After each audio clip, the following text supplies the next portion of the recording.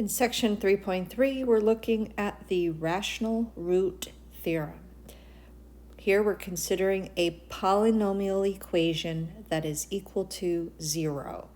The coefficients are all integers.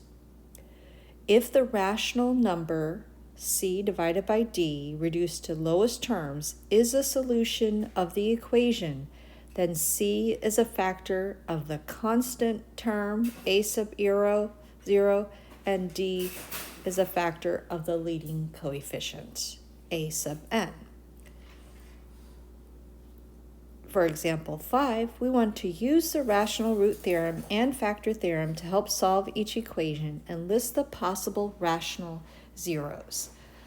So let's look at example 5, that is a third degree polynomial equation, x to the third minus 2x squared minus 11x plus 12 equals 0. The rational root theorem applies here because we have a polynomial equal to 0 and we have integer coefficients.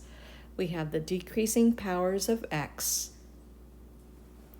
So the rational root theorem says that if there is a solution that can be written as a fraction, then that fraction is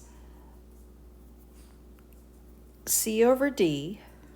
So the possible rational roots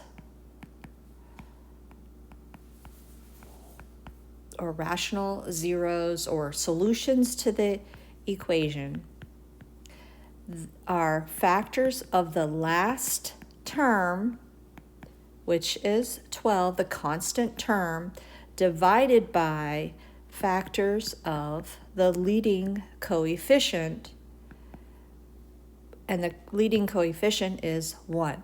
So all the possibilities for solutions to this that are rational solutions, that means that the answers can be written as fractions or whole numbers, then those solutions have to satisfy this condition that the numerator can be written as a factor of 12 and the denominator is a factor of 1. So let's look at all the factors of 12, which are 1 goes into 12, 2, 3, 4, 6, and 12. And all the factors of 1, well, it's just 1. We want to consider both positive and negative values for these possible rational zeros.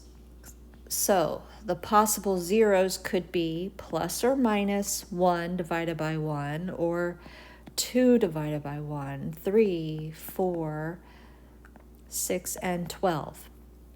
So each one of these is either positive or negative.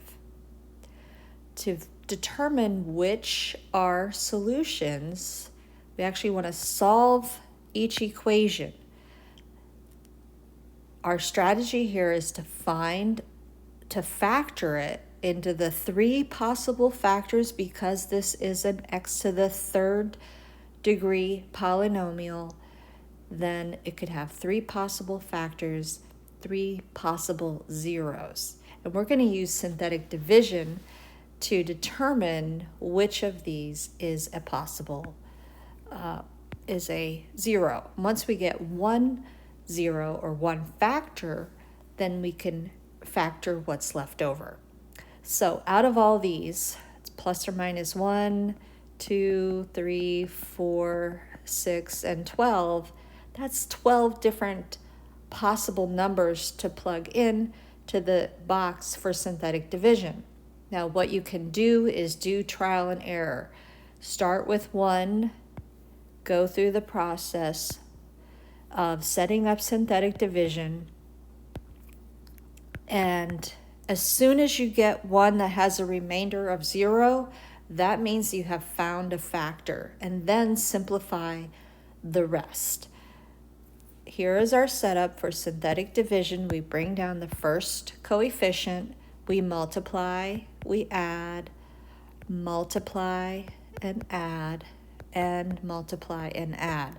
So in this case, we found a 0 right away at our first try of synthetic division. So that means we have found a factor, and the factors of this third degree polynomial is, since we put a 1 in the box, that means x minus 1 is a factor. So we can write this as x minus 1, and then what's left over, since we start off with an x to the third degree, this is going to be x to the second degree, x squared minus 1x minus 12. We have rewritten that polynomial equation, and it's equal to 0. That's how we started it. Now we can continue to factor this, and then once we get each factor, we're going to set each factor equal to 0 using the zero product property. So x minus 1 is a factor. This trinomial here can be written as a factor, a binomial times a binomial, and the factors of negative 12 that will add up to negative 1 are x minus 4 and x plus 3. So that is completely factoring the third degree polynomial. It has 1, 2, 3 factors. To solve the equation, we set each factor equal to 0. So if we set x minus 1 equal to 0, x equals 1 is a solution to the polynomial equation.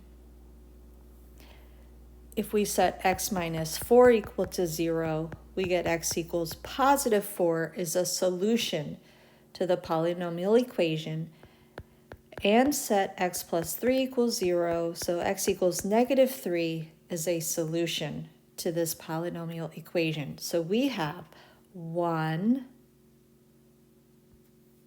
2, 3 solutions. Oops. Whoa. Let's undo that.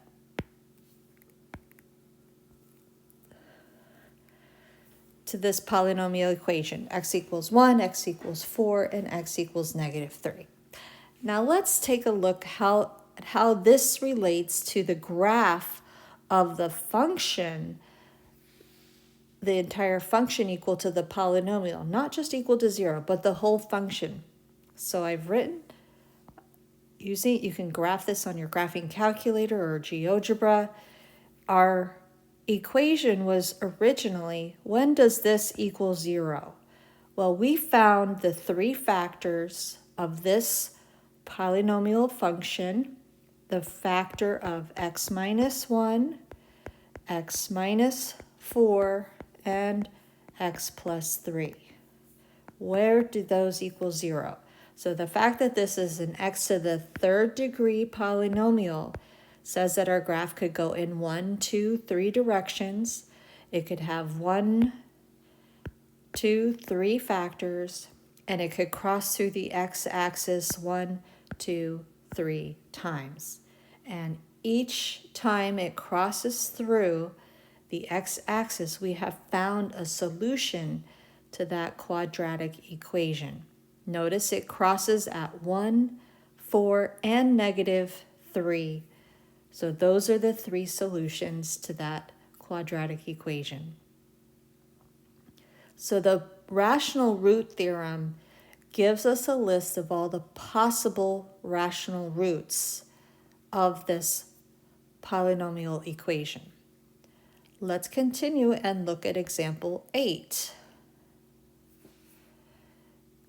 This is an x to the third. Let me begin by, oh no, I don't want to do that.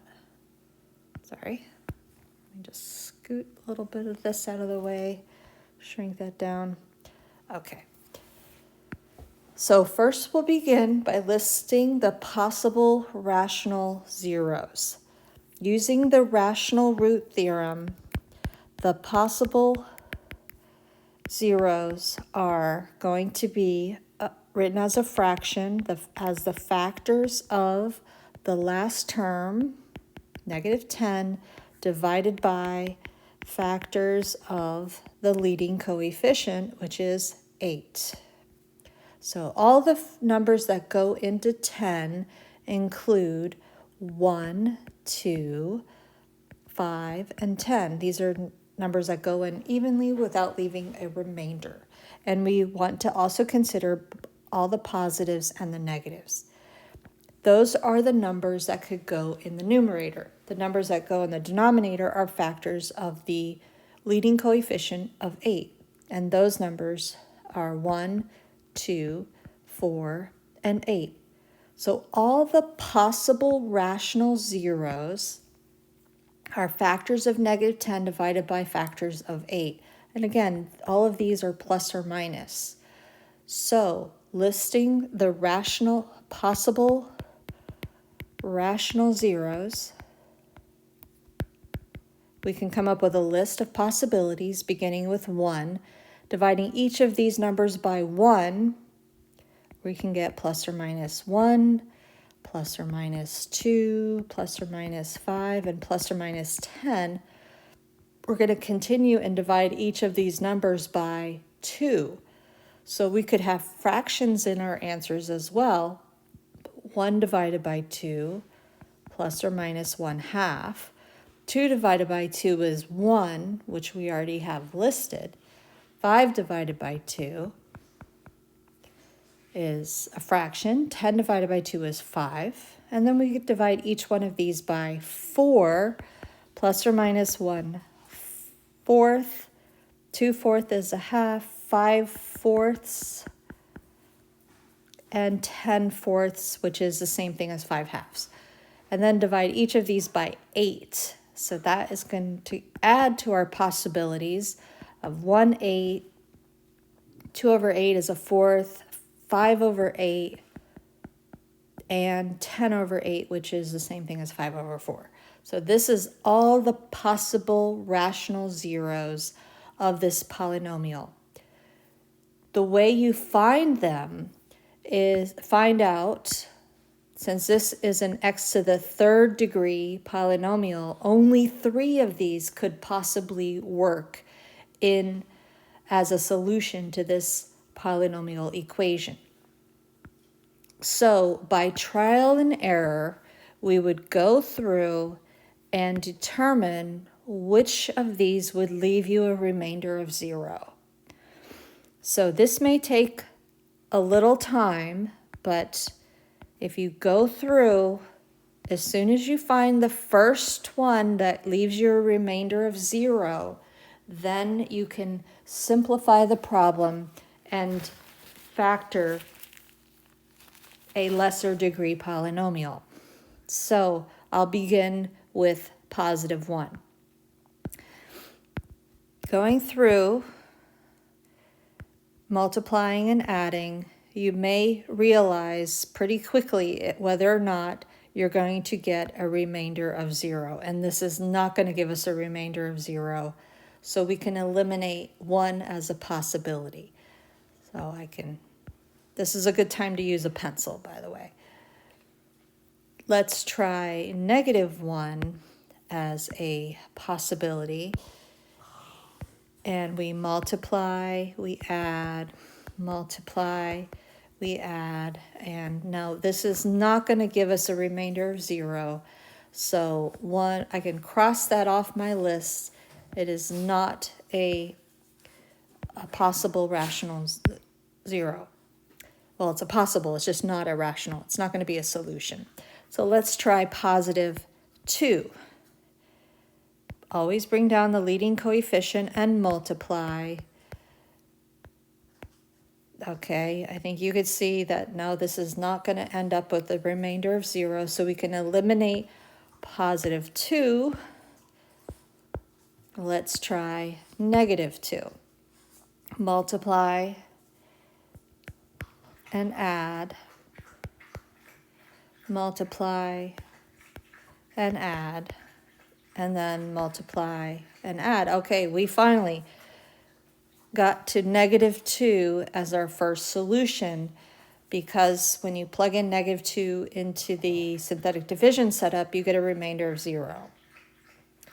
So that means we have found a factor. If -2 results in a remainder of 0, then the factor is x plus 2. And the remaining factor is found by reducing the exponent by 1, 8x squared minus 18x minus 5. All of that equals 0. Now this is a trinomial that you can further factor.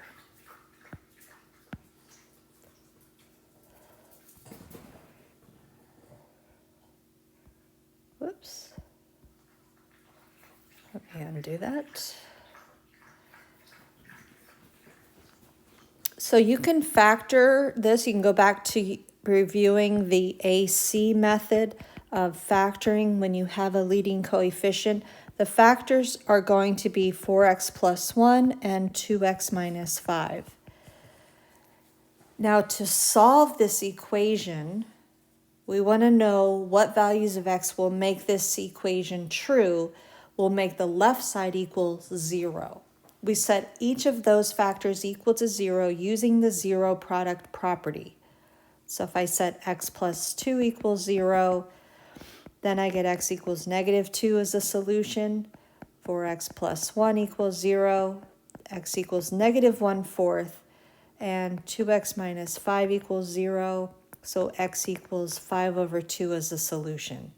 So our 3 solutions to this third degree polynomial equation, x to the third degree means we could have 3 possible solutions. Your graph of a third degree can go in 3 ways.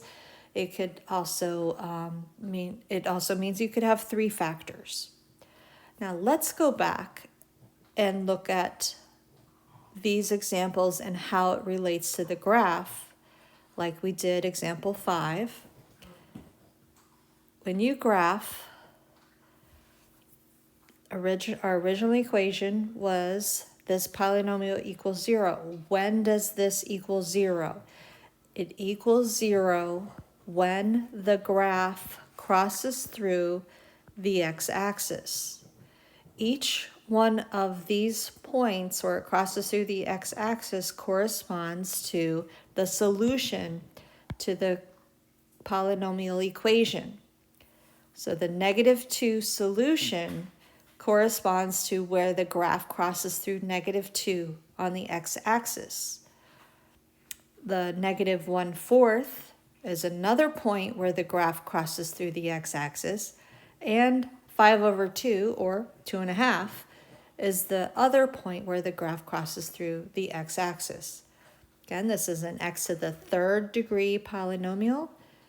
The graph can go in 1, 2, 3 directions. It could have 1, 2, 3 factors, and it could cross the x-axis in 1, 2, 3 locations.